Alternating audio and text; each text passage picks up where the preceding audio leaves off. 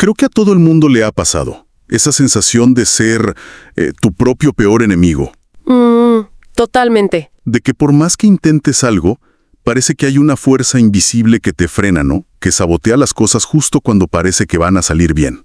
Es frustrante. Es muy frustrante. Y justo de eso vamos a hablar, porque las fuentes que tenemos hoy proponen una explicación, fascinante y muy inesperada para eso. Viene de la tradición espiritual yoruba de Ifá. Así es, tenemos extractos de Dafa, que es una guía súper detallada del sistema de adivinación de Ifá, y también una conversación con un sacerdote iniciado en esta tradición. Y lo que revelan es, de no creer, la idea de que cada persona tiene una comunidad espiritual. En el cielo, la llaman Egbe Orun, y dentro de esa comunidad, un doble celestial. Un doble celestial. Ya con eso, el tema se pone increíble. Nuestra misión hoy es, entender esta cosmovisión. ¿Qué exactamente Ifá? ¿Qué es este Egbe? Y lo más importante, ¿cómo se conecta todo esto? La idea de un gemelo espiritual con los bloqueos y los éxitos que uno vive aquí, en el día a día. Parece que la clave está en una relación que, de alguna manera, olvidamos justo antes de nacer. Es una idea muy profunda. Y para entenderla bien, creo que lo mejor es empezar por la base, ¿no? Por el sistema que guarda todo este conocimiento. De acuerdo. Antes de meternos con el doble celestial, que suena a ciencia ficción, espiritual, necesito un poco de contexto. ¿Qué es Ifá? Porque las fuentes son muy claras en que llamarlo solo adivinación se queda muy corto. Totalmente corto. Ifá es en esencia una biblioteca oral. Una colección inmensa de versos poéticos que llaman Odú. Ok. Y estos versos han preservado por miles de años la sabiduría, la ciencia, la historia y las técnicas de sanación del pueblo yoruba. La palabra Dafa, por ejemplo, de una de nuestras fuentes, significa literalmente dividir la sabiduría del oráculo. O sea, no es ver el futuro en una bola de cristal. Para nada. Es un sistema para organizar la realidad, para entender las energías que influyen en la vida de una persona. Y el entrenamiento para ser un sacerdote de Ifá, un babalago, es de otro nivel. El texto Dafa dice que empiezan a los 7 años. 7 años. Y dura en promedio una década. 10 años. Lo compara con la formación para ser médico o abogado. Es que es una comparación muy acertada. Requiere una memoria prodigiosa para aprenderse cientos de versos y sus soluciones rituales. Pero no es solo intelectual. ¿A qué te refieres? ¿A que para practicar se necesita una iniciación formal, la tefá? Y el texto aclara algo importante. Su propósito no es crear una élite. Sino asegurar que la persona esté preparada. Espiritual y éticamente. Para manejar esa comunicación. ¿Preparada en qué sentido? Bueno, en el sentido de que la iniciación, según esta creencia, abre canales de percepción. Potencia la intuición para comunicarse con el mundo invisible. Claro, y con ese poder viene una gran responsabilidad. Exacto. Por eso, el compromiso más grande es desarrollar lo que ellos llaman Iwa-Pelé. ¿Iwa-Pelé? Que se traduce como buen carácter.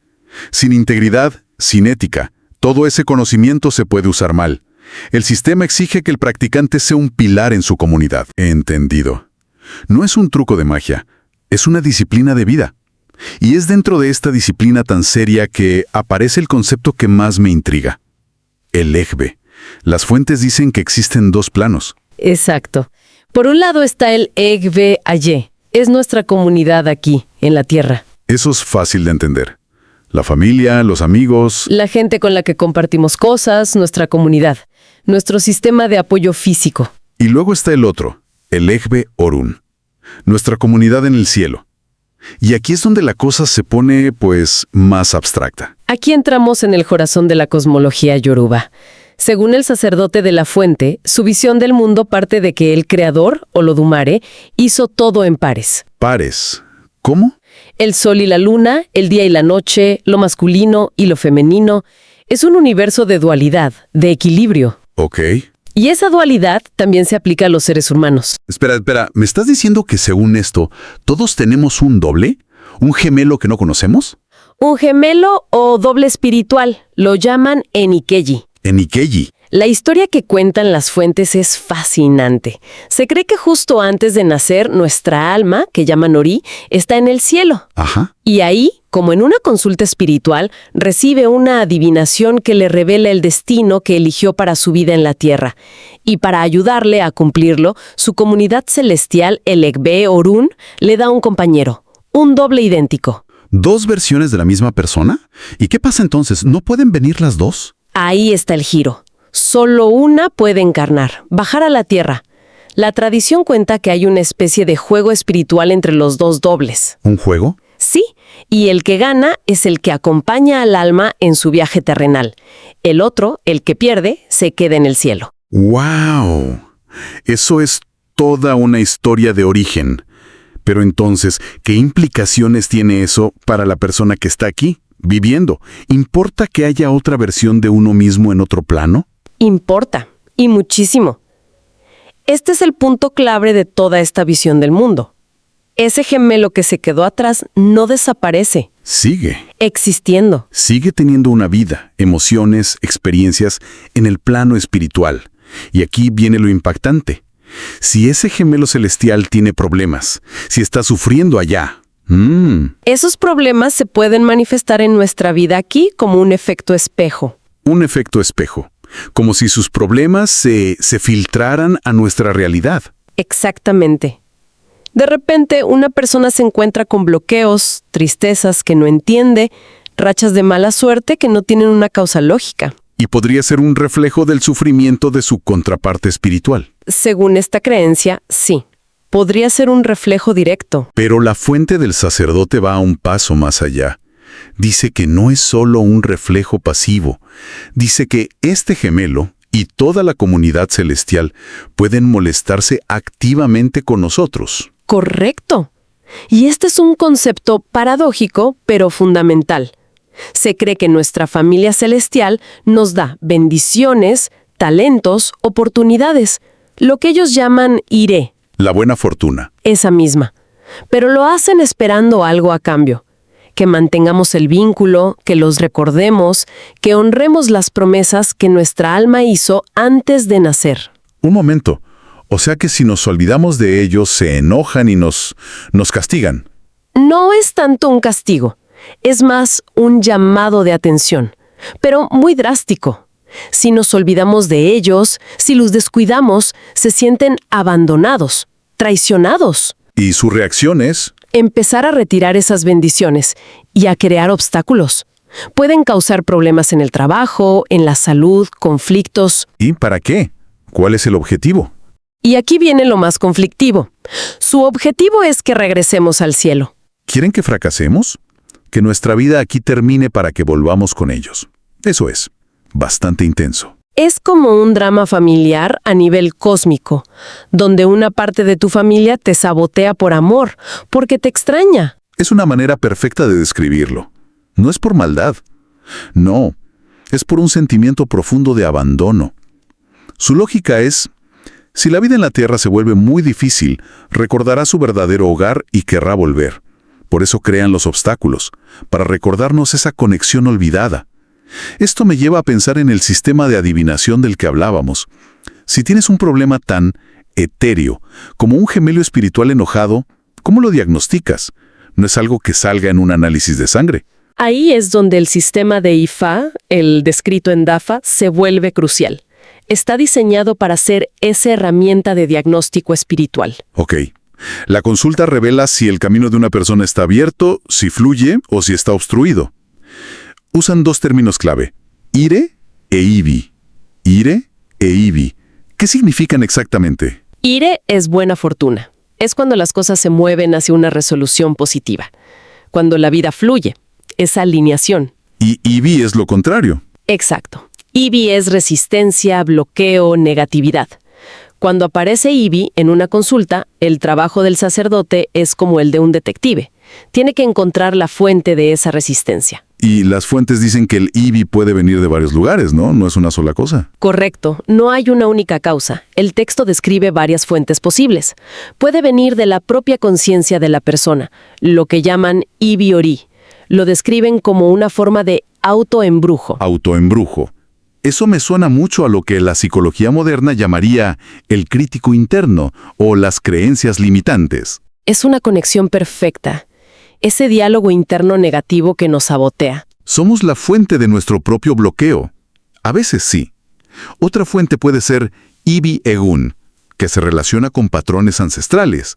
Y es importante aclarar, no se trata de ancestros malvados que nos atacan, sino de disfunciones generacionales no resueltas, traumas, patrones de conducta que heredamos y repetimos sin darnos cuenta. Y también mencionan la falta de armonía con la naturaleza, con los orisa. Sí, que sería como ir en contra de las leyes naturales. Pero dentro de todas estas causas, la idea de un Egbe Orun olvidado o enojado encaja como una de las fuentes de Ibi más potentes. Claro, porque si la raíz misma de tu existencia espiritual está desalineada, si una parte de tu alma está en conflicto contigo, es lógico que esa resistencia se manifieste en todo. Bien, si el diagnóstico es este drama familiar cósmico, con un gemelo resentido, la siguiente pregunta es obvia. ¿Cómo se soluciona? No parece algo que se arregle con una conversación. Definitivamente no. Y las fuentes son muy claras en este punto.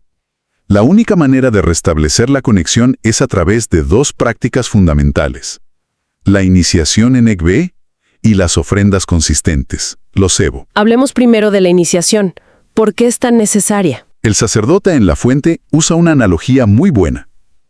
Dice que la iniciación funciona como instalar la antena. La antena, la que te permite comunicarte con esa comunidad espiritual. Sin esa iniciación, el canal está cerrado. Puedes gritar al cielo, pero no te escuchan y tú no los escuchas a ellos. La iniciación abre esa línea directa. Y aquí hay un punto que me pareció muy potente. Uno de los textos dice que, en Occidente, mucha gente descubre esto a los 30, 40, 50 años. Lo que significa que, para ese momento, acumulan décadas de abandono, una deuda espiritual enorme. Exactamente. Y ahí entra la segunda práctica.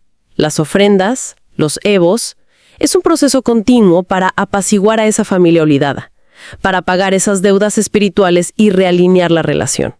Y no es algo abstracto, son ofrendas tangibles, sí, muy tangibles, cosas que ellos disfrutarían.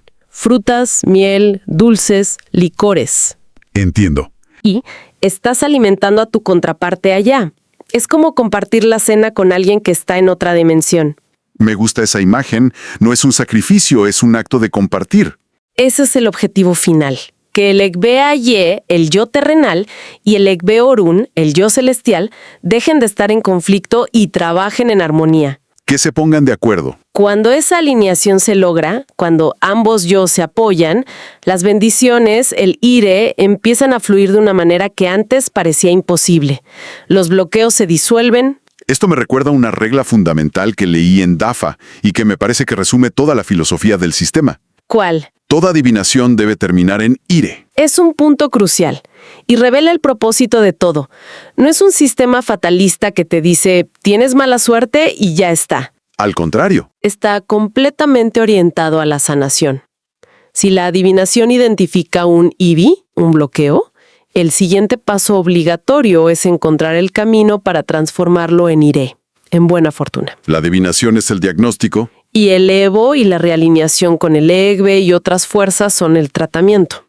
El objetivo final es siempre restaurar el equilibrio. Entonces, recapitulando un poco, hemos pasado de entender Ifá como una disciplina súper rigurosa a esta idea increíble de un gemelo espiritual que puede sabotearnos por abandono. Y finalmente a cómo el sistema ofrece un camino para diagnosticar y sanar esa ruptura. Es un marco muy poderoso para el autoconocimiento, ¿no? Totalmente. Ofrece una perspectiva muy diferente sobre el conflicto interno, sobre el autosabotaje. Ya no es solo un asunto psicológico en tu mente. Sino una posible desconexión con algo más profundo, más espiritual. Exacto.